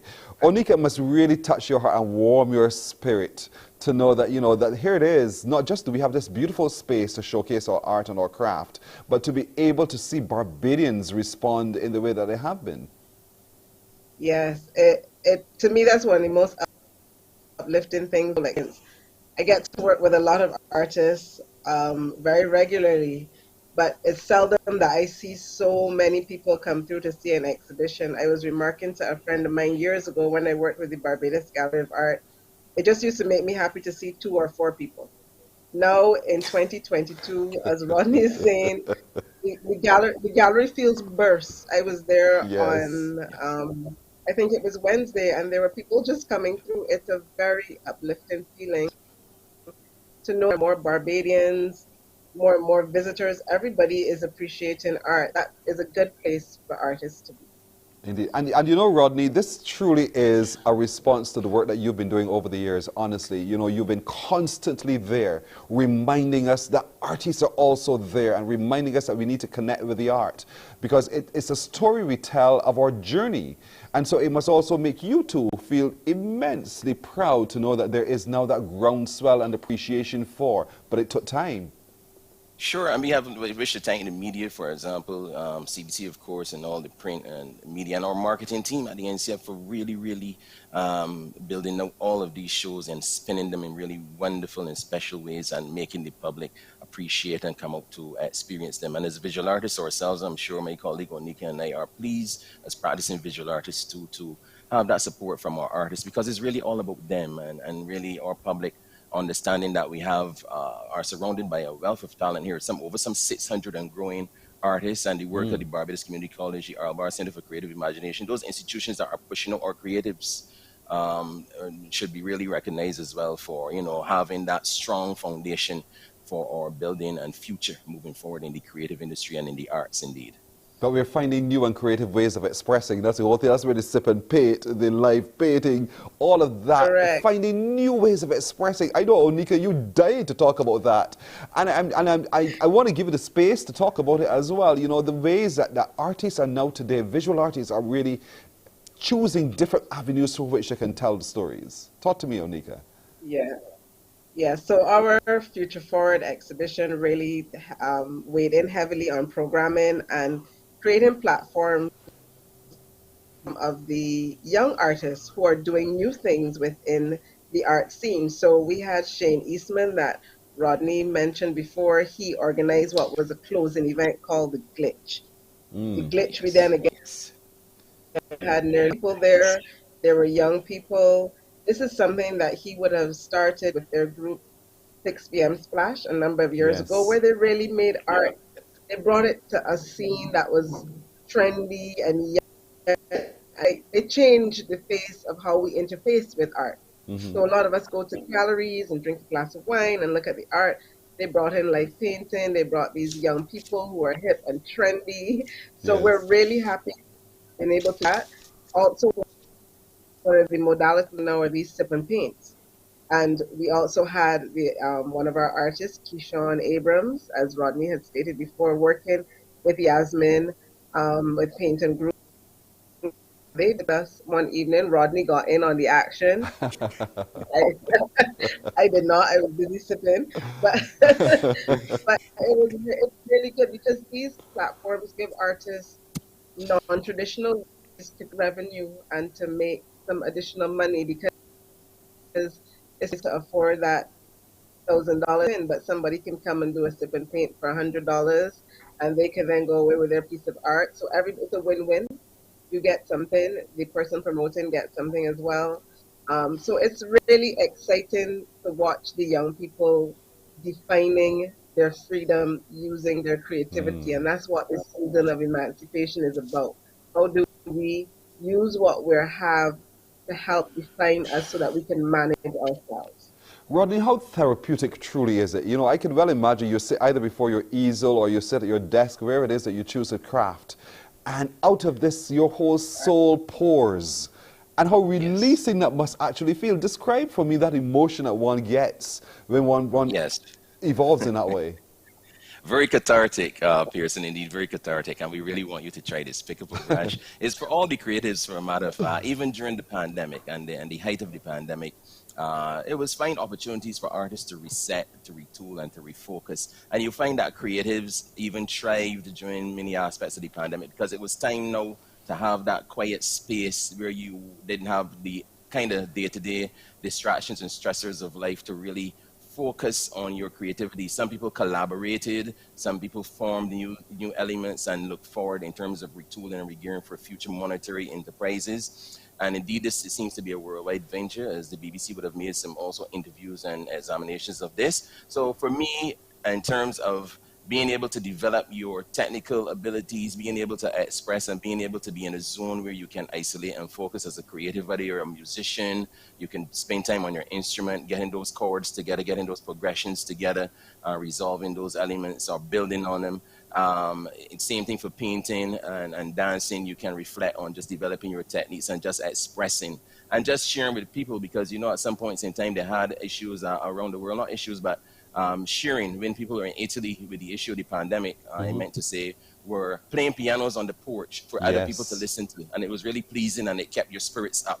So that is the beauty of the arts, indeed, coming from the gods. And I was here also reflecting on an article written by our director of the Barbados Museum and Historical Society, Ms. Alexandra Cummings, what kind of mirror image the growth and development of fine art collection of the Barbados Museum. And it was really telling us how the arts in Barbados, know that we're in good hands. You mentioned our youngsters, Shane Eastman and those artists now creating movements in this contemporary space now, like Omawali and those others who would have done with the DPAM movement, the People's Art Movement back in the late 70s, etc.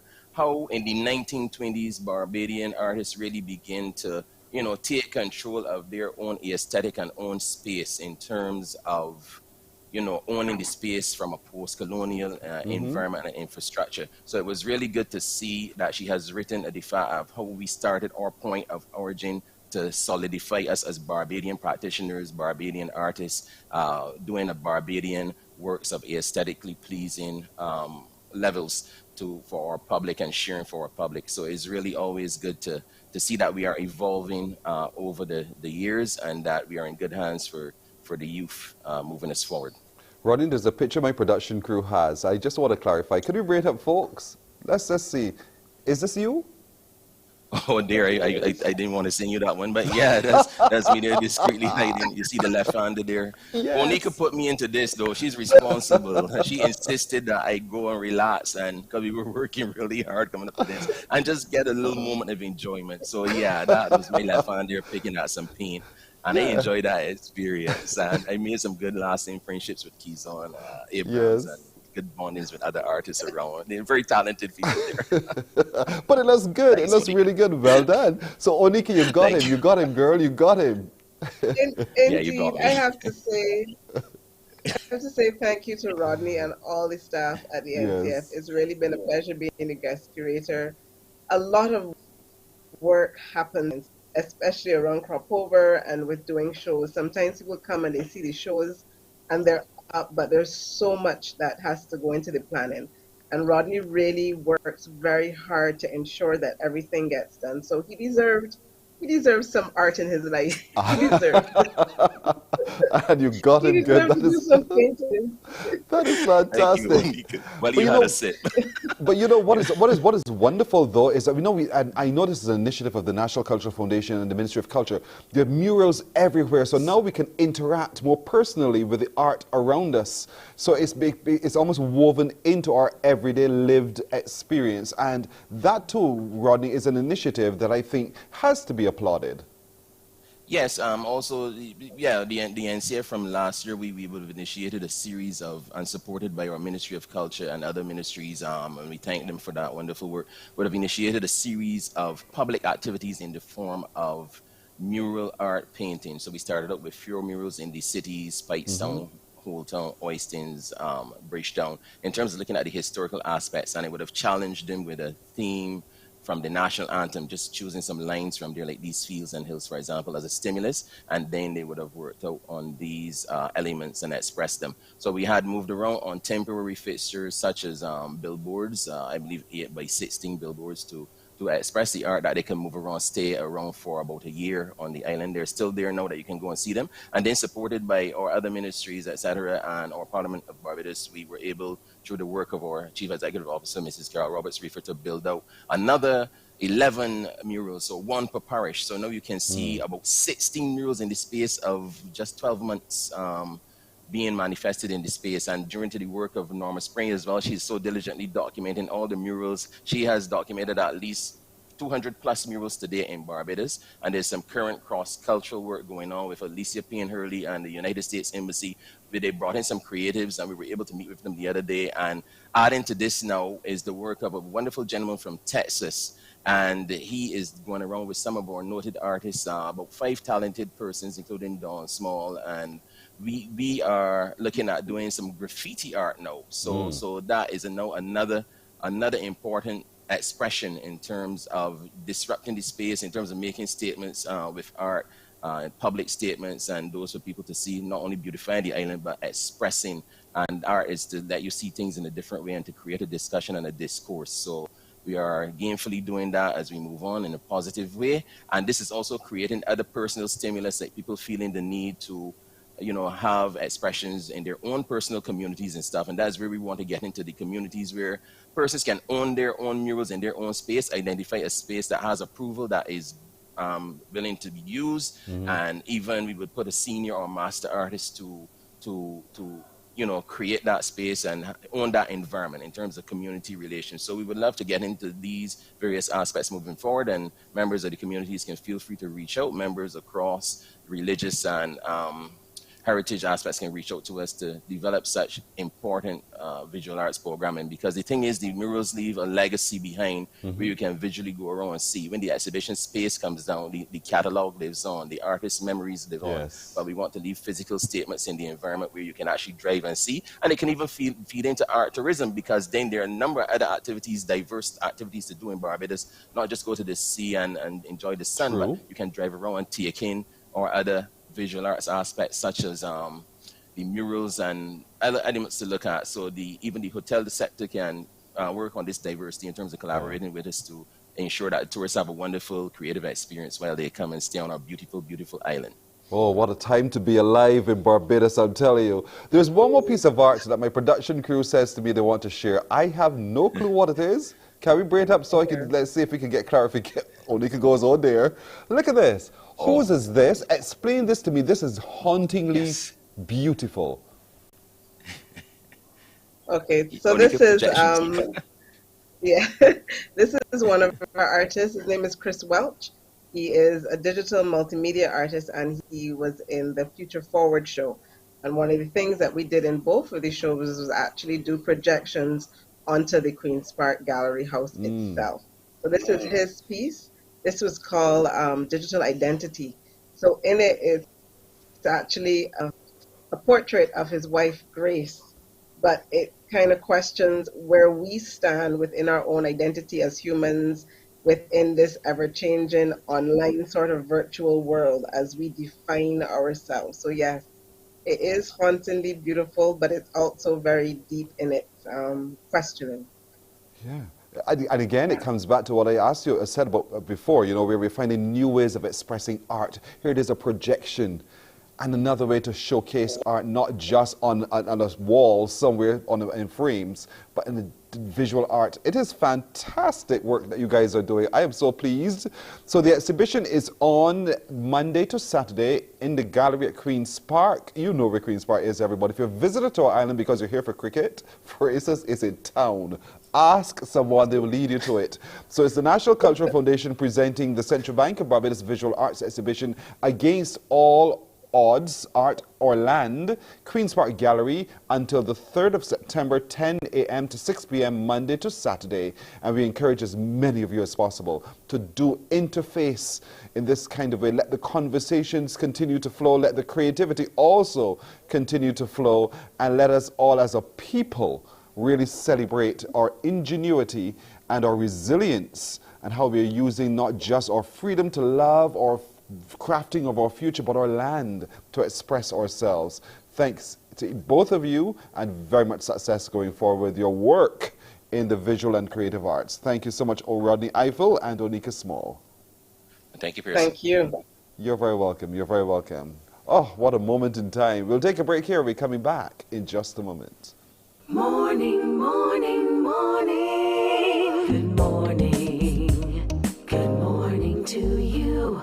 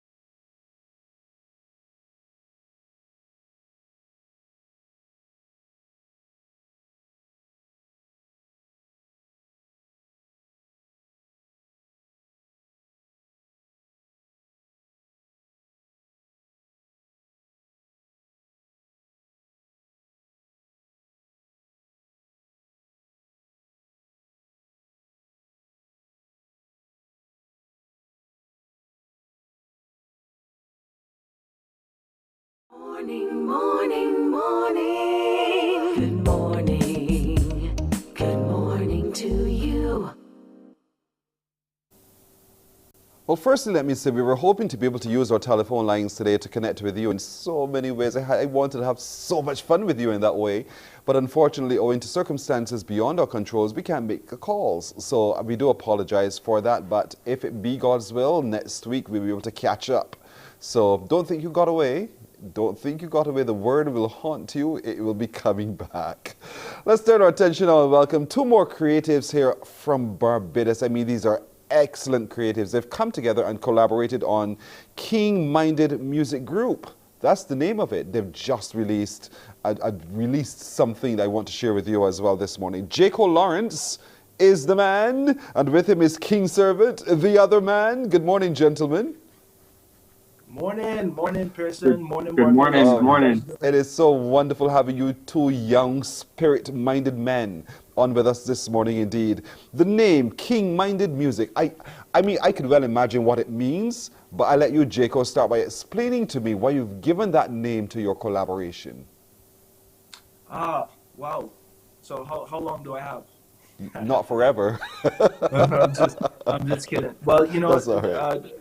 Yeah, King Servant and I are like-minded in our love for Jesus, and you know, we just wanted to create a platform with the arts, you know, both having musical backgrounds, to, you know, express ourselves artistically and, you know, to spread the gospel through music. So King Minded Music Group is the hub where, you know, for ourselves being the two, I guess, founding artists, and then from that platform, you know, our desire is to have other artists, you know, fellowship under that umbrella, and to just, you know, create some great, you know, moments, and to again spread the light of Jesus through our music. That was a good little synopsis. Yeah, you did well. You know, but my reading also is that, you know, while you are a group of creative people writing, producing, and the like of it, and while you want to support as many creatives as possible, your focus is on the kingdom of God. And so minded people, similar-minded people have a space now with you that they can actually come and together you germinate some beautiful work. And so, King Servant, how is it for you collaborating with Jaco on a project like this? Because I know that you two have the same kind of passion. Yeah, absolutely. Working with Jaco is always fun. We've known each other for a really long time. Musically speaking, once I started working with him, it was really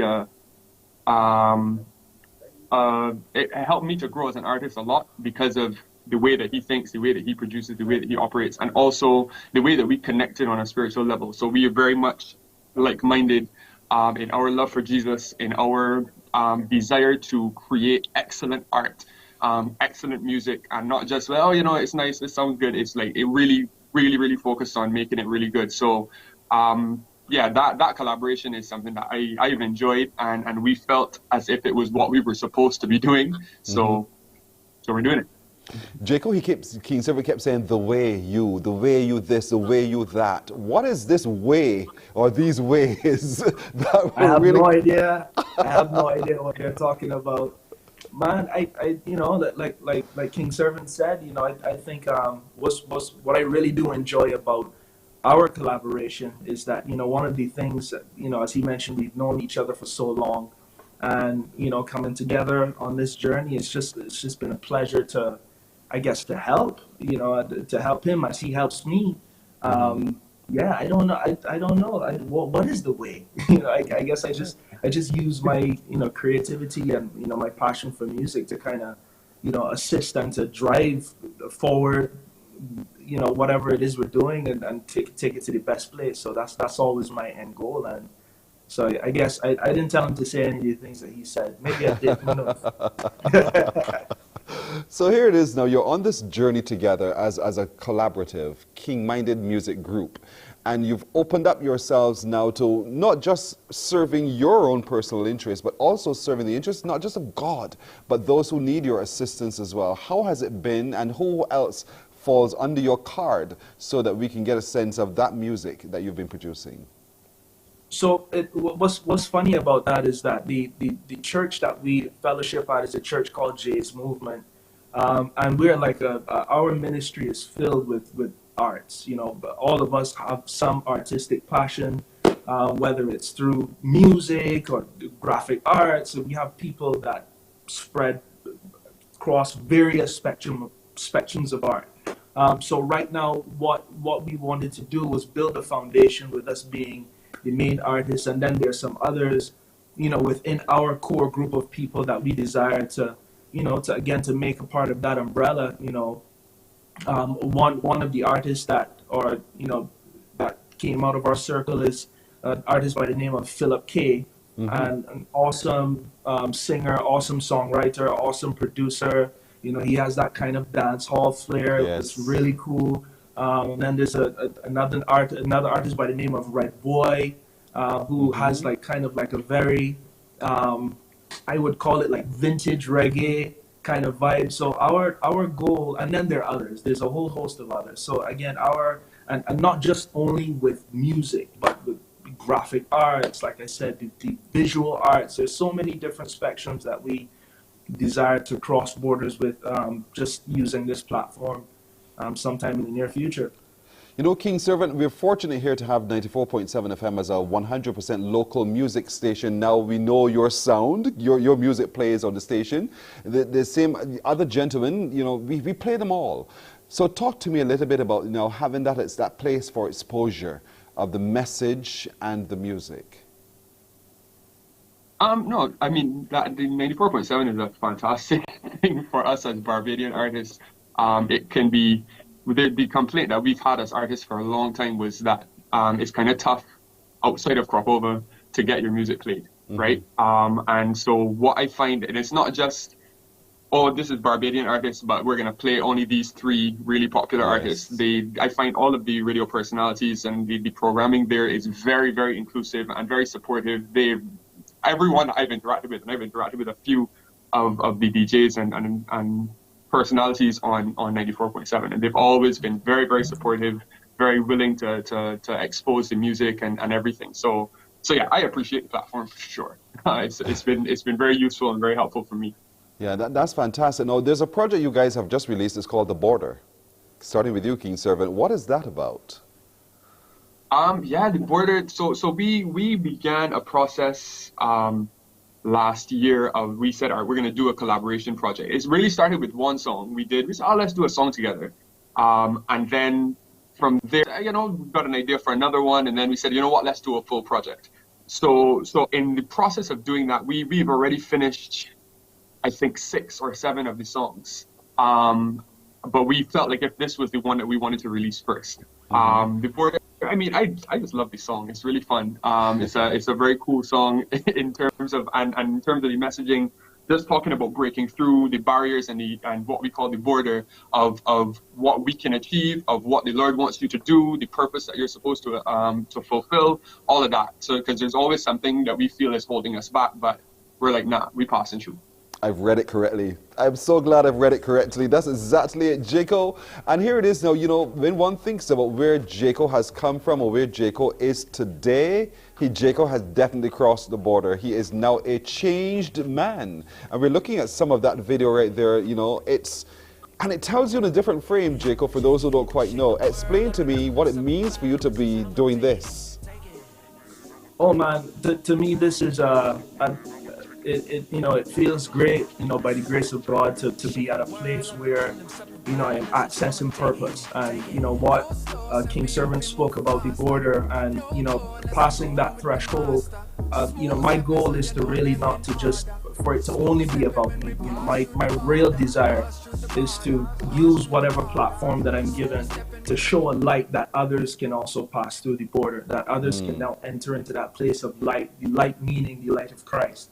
And, you know, having that place and being filled with that, I'd be selfish to want to keep it for myself. Yes. You know, so my focus, and I'm really driven about, you know, using the arts and, you know, using whatever giftings God has given me to just, again, help others to live, to see Jesus and live, you know. So that's, for me, that brings a great sense of fulfillment. And, you know, it's something that I say all the time now is if I remain nameless in order that God gets the glory, then I feel that I've received my greatest reward, you know. So that's where I'm at right now, and I continue to function in that space, and I couldn't feel more satisfied I than like the just where I'm space. at with that.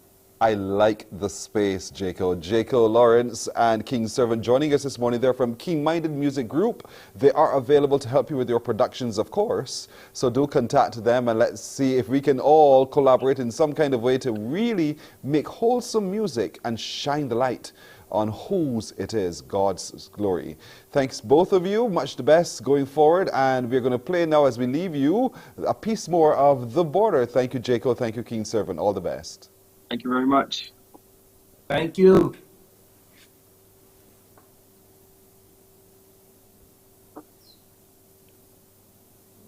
No slow, send me off and move faster.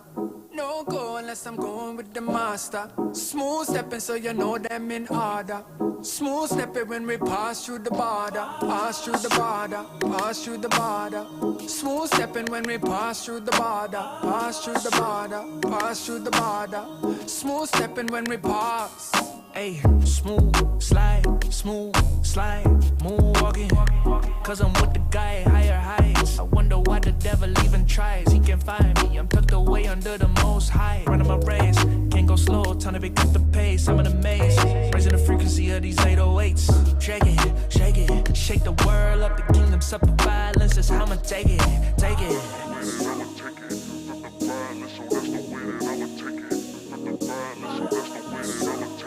Shake the world up, the kingdom suffer violence, that's how I'ma take it, take it.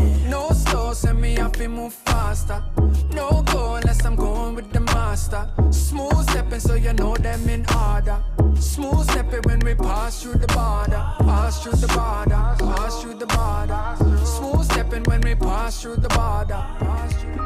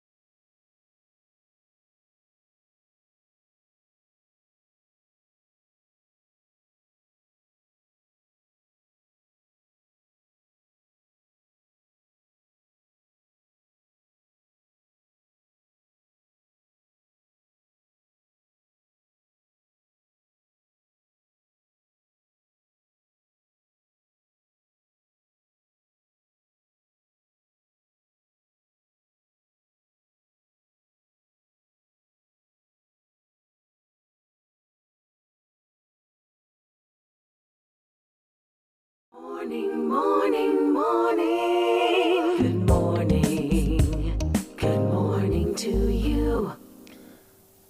We're 9.5 minutes now to go to 8 o'clock. Sanctuary Empowerment Center is having a Calypso competition. You better believe it.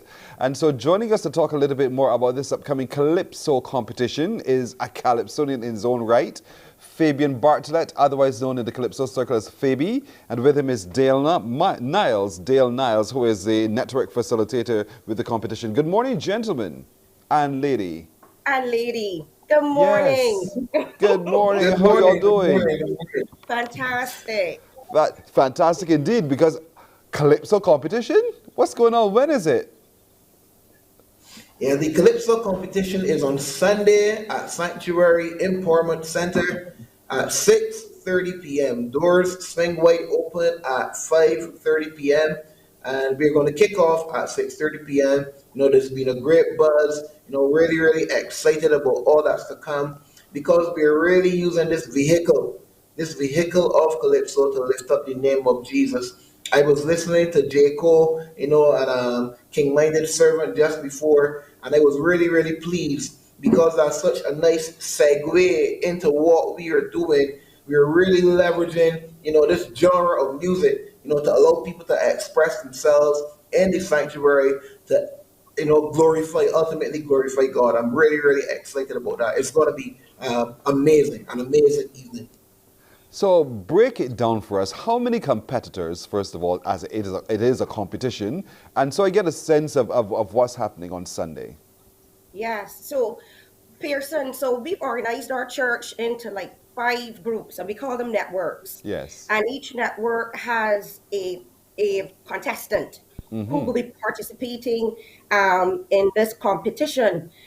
So each network has a name, they have an assigned color, and they're the ones, and their contestants will be the ones who will be singing their Calypso on competition night. So you can imagine the energy that is going to be created in the sanctuary, with everybody wearing their different colors yes, and supporting their contestants. It's going to be an awesome night of worship and an awesome night of ministry.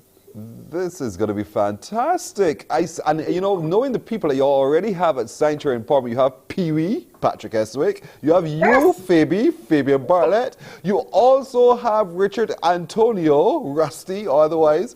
You have Donnella, you have all of that talent there.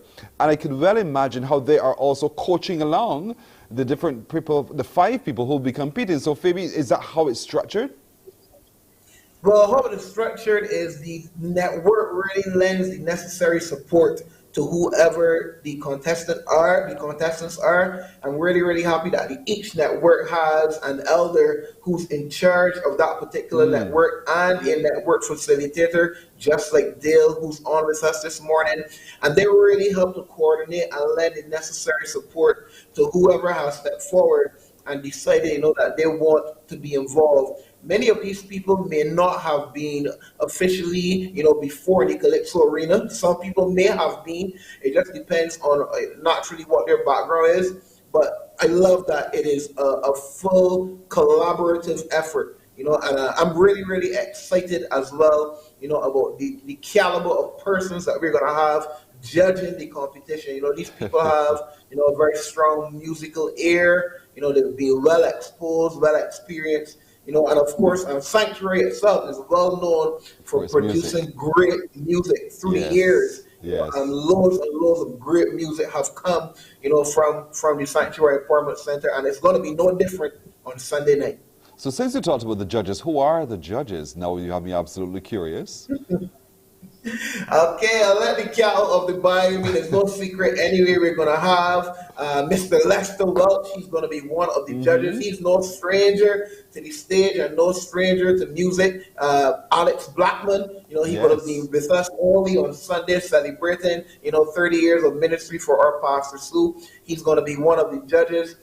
We have Mandisa, who works very closely with the NCF. She would have competed. She's a former junior monarch. Yes. And, she's very, very well known, in the arena. She's totally dedicated to leveraging the arts, to more advancing the kingdom of God. Really excited about that. And our chief judge is Mr. Sheldon Hope. I call the name and no one needs, any introduction to Sheldon Hope. We know who he is and what he brings to the table. So we have a fine caliber of judges. It's going to be a phenomenal night. It is going to be. And so, Dale, we know the criteria generally at Pick of the Crop final, arrangements, lyrics, all those kinds of things. I suppose the competition is also broken down in similar fashion so that you can assess as you go. Of course it is. And you've already captured the areas for judging. There would also, in addition to what you've just listed, they would also be judged on dramatic presentation as well. So it'd be very much similar to what you would see or how they're judged or how persons are judged on the night of the Pick of the Crop. So there's no different. The framework is exactly the same. But Fabian could speak a bit more in depth to that because that is his area that he's covering. But as I'm here with you, your area then, so list for me the 5 networks that will be competing. Of course, and we're going to shout them out as we go. We have Sole Purpose, and they're red.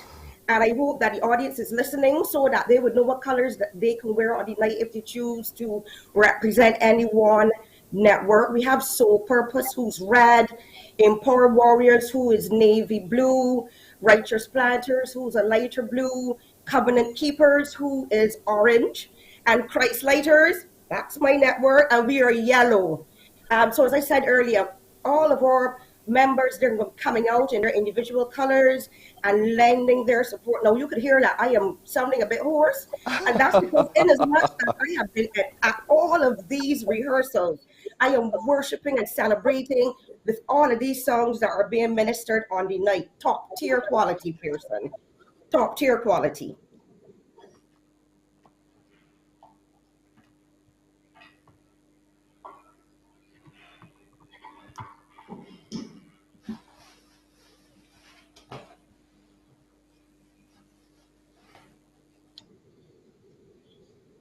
Yeah, sure. So I just wanted to make it clear that we are here to edify, to glorify, to exalt the name of God. What I love is the inclusion of Jesus in every song that's being projected on the stage. What I really love is that this year we're celebrating 30 years, Sanctuary Informant Center. Right. And the theme for that 30 years is our people, our community, our legacy. And we are going to be paying special attention to those 3 key words: people, community, legacy, as we see those things being represented in the various songs. That's going to be pretty important. Okay. Free to enter? Of course Good. we are. Pearson, this is our give back to the community at the end of the day. So we're not charging.